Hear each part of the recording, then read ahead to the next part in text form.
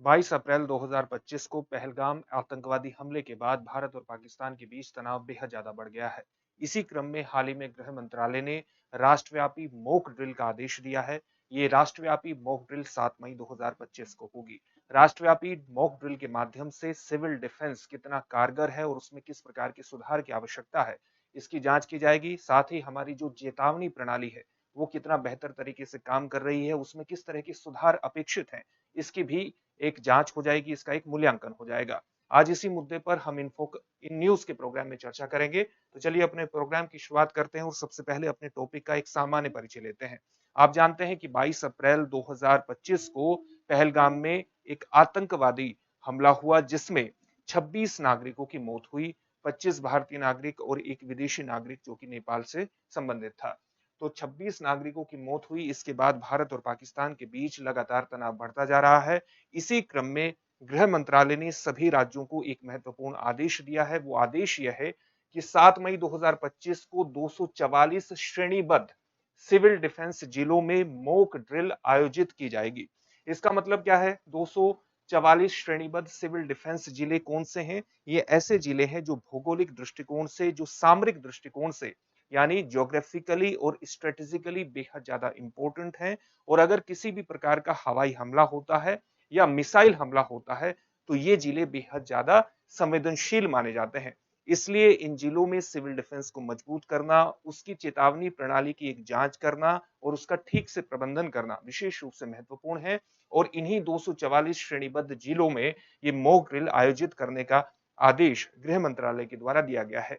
यह आदेश तब दिया गया जब प्रधानमंत्री नरेंद्र मोदी के द्वारा एक उच्च स्तरीय बैठक दिल्ली में आयोजित की गई पहलगाम हमले के संदर्भ में। और एक और डेवलपमेंट के संदर्भ में, एक और जो भारत और पाकिस्तान के बीच डेवलपमेंट हुआ है वो ये हुआ है कि पाकिस्तान ने हाल ही में एक एक्सरसाइज की है जिसे उसने नाम दिया है एक्सरसाइज इंडस। और इसके तहत उसने मिसाइल परीक्षण किए हैं।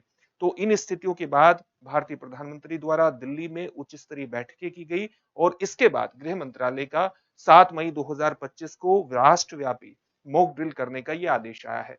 तो ये खबर हमने जान ली है। यहाँ पर हम ये जानने का प्रयास करेंगे कि राज्यों को राष्ट्रव्यापी मॉक ड्रिल के दौरान किस प्रकार के कदम उठाए जाने अपेक्षित हैं।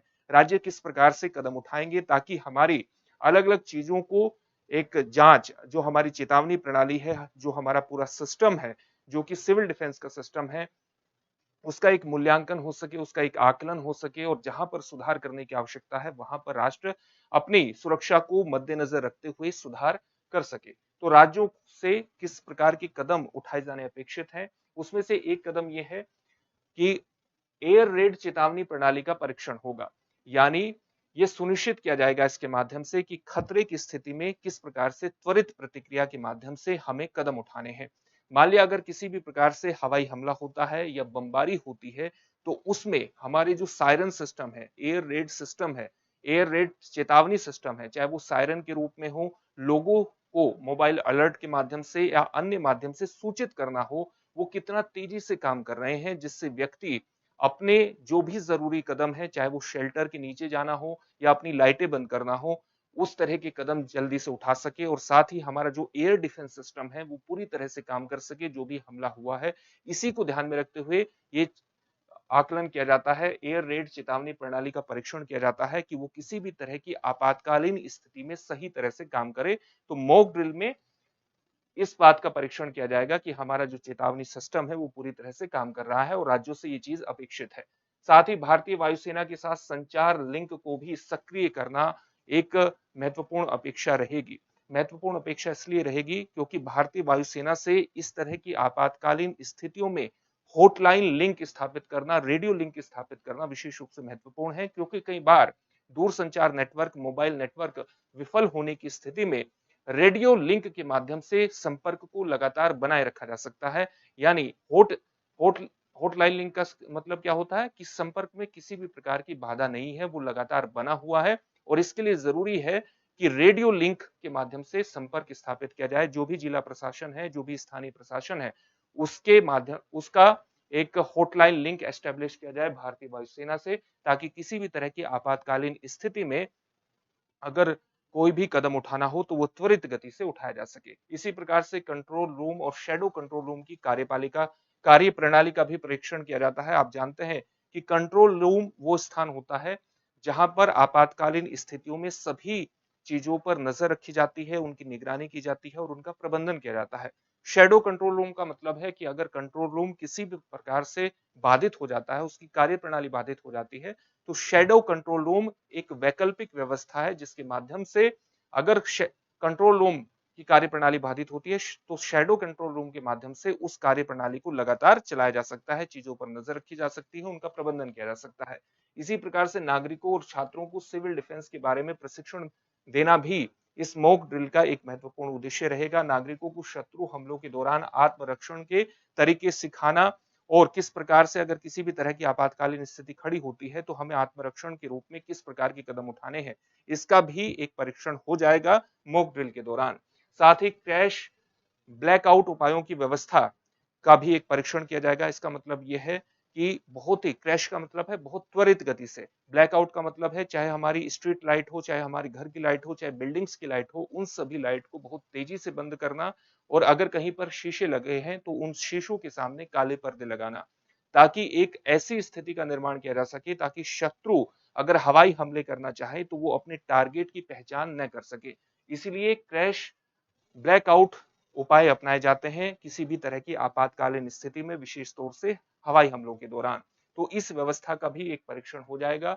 राज्यों के स्तर पर जो श्रेणीबद्ध राज्य हैं, जो विशेष रूप से संवेदनशील राज्य हैं, संवेदनशील जिले हैं, महत्वपूर्ण संयंत्रों और संस्थानों को छिपाना, यानी क्रैश ब्लैकआउट के माध्यम से हम क्या कर सकते हैं, जो भी हमारा सैन्य ठिकाने हैं, जो भी हमारे उत्पादन के महत्वपूर्ण ठिकाने हैं, जो भी हमारे प्रशासन के महत्वपूर्ण ठिकाने हैं, या हमारा जो बिजली सिस्टम है जहां से बिजली ट्रांसमिशन होता है, जो कि मूलभूत सर्विसेज प्रोवाइड करने वाली कोई भी चीज है, उसकी सुरक्षा को सुनिश्चित किया जाता है।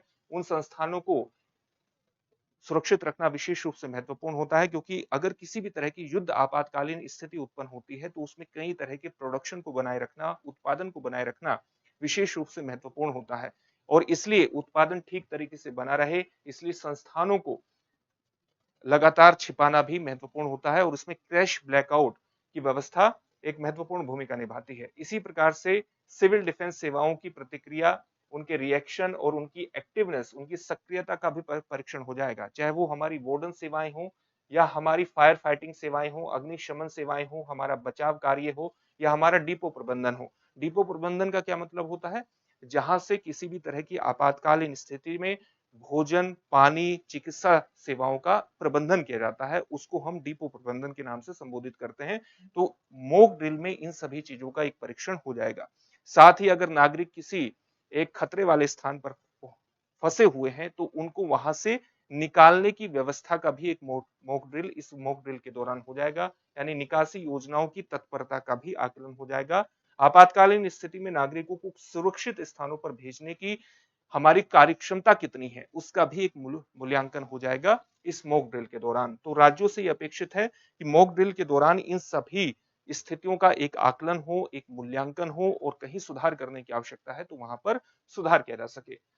सिविल डिफेंस का महत्व क्या है, सिविल डिफेंस को देख लेते हैं। नागरिक, आप जानते हैं जब हम सिविल डिफेंस की बात करते हैं तो बहुत से ऐसे नागरिक हैं, सिविल डिफेंस मुख्यतः स्वयं सेवकों के माध्यम से, वॉलंटियर्स के माध्यम से ही खड़ा होता है। और इसका महत्व क्या है, किसी भी तरह की आपातकालीन स्थिति, चाहे वो प्राकृतिक आपदा हो या युद्धकालीन स्थिति हो, उसमें लोगों की सुरक्षा सुनिश्चित करने में सिविल डिफेंस का विशेष रूप से महत्व होता है। अलग अलग परिस्थितियों में फंसे लोगों की मदद करना, उनको सुरक्षा मुहैया कराना, इसके अंतर्गत सिविल डिफेंस का विशिष्ट महत्व है। इसी तरह से युद्ध और आपातकालीन स्थितियों में संपत्ति को नुकसान से बचाने में भी सिविल डिफेंस की विशिष्ट भूमिका होती है। उत्पादन की निरंतरता को बनाए रखना भी सिविल डिफेंस के सहयोग से सुनिश्चित हो पाता है। यानी युद्ध या आपातकालीन स्थितियों में उत्पादन प्रक्रिया को लगातार चालू रखना विशेष रूप से महत्वपूर्ण होता है और इसमें राष्ट्र की समस्त संसाधनों का ठीक तरीके से उपयोग होना विशेष रूप से महत्वपूर्ण है और इसमें सिविल डिफेंस की एक भूमिका होती है। साथ ही जनता के मनोबल को बनाए रखना विशेष रूप से महत्वपूर्ण है। युद्ध जैसी स्थितियों में इसमें भी सिविल डिफेंस की भूमिका है और आंतरिक सुरक्षा में सहयोग करके, आंतरिक सुरक्षा को मजबूत करके, आंतरिक सुरक्षा के समय सैन्य बलों और प्रशासन की सहायता करके भी सिविल डिफेंस का जो पूरा स्ट्रक्चर है वो एक महत्वपूर्ण दायित्व निभाता है किसी भी तरह की आपातकालीन स्थितियों में, और यही इसका महत्व है। इसको एक स्ट्रक्चर रूप प्रदान करने के लिए भारत सरकार ने 1968 में एक अधिनियम भी पारित किया था। इसका नाम था सिविल डिफेंस अधिनियम। यह अधिनियम भारत में नागरिकों को शत्रु हमलों से बचाने और आपातकालीन स्थितियों में सुरक्षा उपायों के लिए बनाया गया था, और इस अधिनियम के तहत युद्ध या प्राकृतिक आपदाओं या मानव निर्मित आपदाओं के दौरान नागरिकों की सुरक्षा के लिए जरूरी कदम उठाए जाते हैं। यहाँ पर दो शब्द आए हैं, प्राकृतिक आपदाएं और मानव निर्मित आपदाएं। पहले सिविल डिफेंस अधिनियम के दौरान केवल युद्ध जैसी स्थितियों में नागरिकों की सुरक्षा के लिए जरूरी कदम उठाए जाने की बात थी, लेकिन वर्ष 2009 में इसमें एक महत्वपूर्ण संशोधन किया गया, और उस संशोधन के माध्यम से यह व्यवस्था की गई कि प्राकृतिक और मानव निर्मित आपदाओं के लिए सिविल डिफेंस के कार्य क्षेत्र को बढ़ा दिया जाना चाहिए, और इस कार्य क्षेत्र को वर्ष 2009 में बढ़ाया गया। इसके बाद इस अधिनियम के तहत युद्ध, प्राकृतिक और मानव निर्मित आपदाओं के दौरान नागरिकों की सुरक्षा के लिए जरूरी कदम जो भी जरूरी कदम है वो उठाए जाते हैं, और इस अधिनियम ने भारत सरकार को अधिकृत कर दिया कानूनी रूप से कि वो किसी भी तरह की आपातकालीन स्थिति में सुरक्षा उपायों को लागू करे और सिविल डिफेंस को स्थापित करे। ये भारत सरकार को अधिकार प्राप्त हो गया। सिविल डिफेंस की भूमिका और अलग-अलग संगठनों की बात करें तो इसमें जो सिविल डिफेंस होता है, ये आप जानते हैं कि स्वयं सेवकों आधारित होता है, यानी ये वॉलंटियर आधारित होता है, स्वयं सेवक आधारित संगठन होते हैं। मुख्य रूप से स्वैच्छिक आधार पर ही इसको संगठित किया जाता है, जिसमें कुछ कर्मचारी सामान्य तौर से स्थायी होते हैं ताकि व्यवस्था एक स्ट्रक्चर्ड रूप में, एक संरचनात्मक रूप में लगातार चलती रहे और उसमें किसी प्रकार की बाधा न आए।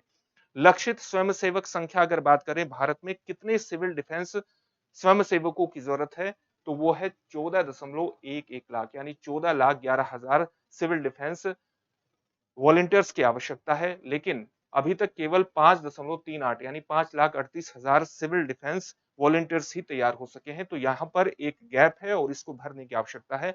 साथ ही सिविल डिफेंस के अंतर्गत स्वयंसेवकों को स्थानीय स्तर पर प्रशिक्षित किया जाता है, और विशेष रूप से ये प्रशिक्षण जो है वो राष्ट्रीय और राज्य स्तर पर दिया जाता है।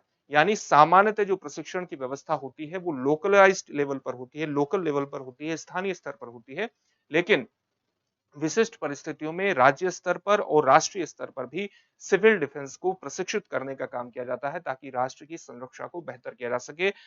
सरकार कई बार क्या करती है कि सिविल डिफेंस सेवाओं के लिए वित्तीय सहायता प्रदान करती है ताकि राज्यों और संघ शासित प्रदेशों में सिविल डिफेंस बुनियादी ढांचे को मजबूत बनाया जा सके। न केवल मानव और प्राकृतिक आपदा के दौरान बल्कि किसी प्रकार की युद्धकालीन स्थितियों में भी सिविल डिफेंस बेहतर तरीके से काम कर सके, सरकार के एक महत्वपूर्ण सहयोगी के रूप में खड़ा हो सके, ताकि आपातकालीन स्थितियों का सही तरीके से न केवल मूल्यांकन हो बल्कि उनका प्रबंधन बेहतर तरीके से किया जा सके, और किसी भी संकटकालीन स्थिति का बेहतरी से एक प्रबंधन हो और उसमें एक विजय प्राप्त की जा सके, उसमें सफलता प्राप्त की जा सके। अब हम इस टॉपिक से संबंधित एक प्रश्न देखते हैं। प्रश्न क्या है? 7 मई 2025 को भारत में राष्ट्रव्यापी मॉक ड्रिल का आदेश किसने दिया? आपके सामने ऑप्शन है। ऑप्शन ए प्रधानमंत्री कार्यालय, ऑप्शन बी रक्षा मंत्रालय, ऑप्शन सी गृह मंत्रालय, और ऑप्शन डी राष्ट्रीय सुरक्षा सलाहकार। इस प्रश्न का उत्तर आप हमें कमेंट बॉक्स में कमेंट करके जरूर दीजिए। फिर से एक नए सेशन में आपसे मुलाकात होगी। धन्यवाद।